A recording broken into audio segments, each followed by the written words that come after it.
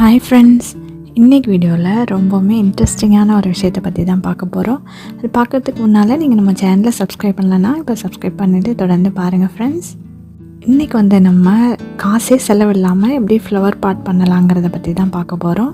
அதுக்கு நான் இந்த மாதிரி ஸ்நாக்ஸ் வாங்குகிற டப்பாலாம் காலியான டப்பா எடுத்திருக்கேன்.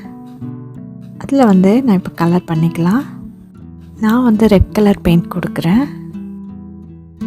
பாருங்கள், இந்த மாதிரி ஃபுல்லாக பெயிண்ட் பண்ணி முடித்தோடனே அப்படியே காய வச்சிடலாம். ஒன் டே இருக்கட்டும். ஒன் டே கழித்து இது நல்லா காஞ்ச உடனே இதில் டிசைன் பண்ணிக்கலாம்.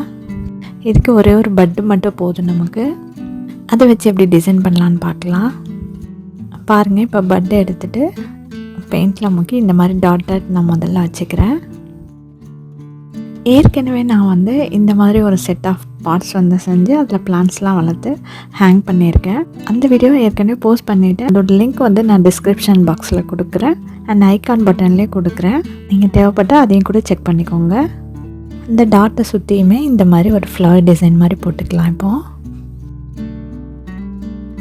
பாருங்கள், இந்த மாதிரி இது ரொம்பவே ஈஸி. இது யார் வேணாலும் பண்ணலாம். நான் இந்த மாதிரி டிசைன்லாம் கொடுத்து முடிச்சுட்டு உங்களுக்கு நான் காட்டுறேன். பாருங்கள், இந்த மாதிரி எவ்வளோ அழகாக வந்திருக்குன்னு.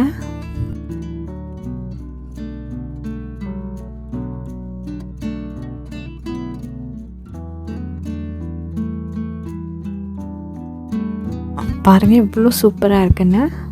நம்ம வேஸ்ட்டாக தூக்கி போடுற அந்த டப்பாவை வச்சு சூப்பரான பிளான்டர் நம்ம பண்ணிட்டோம்.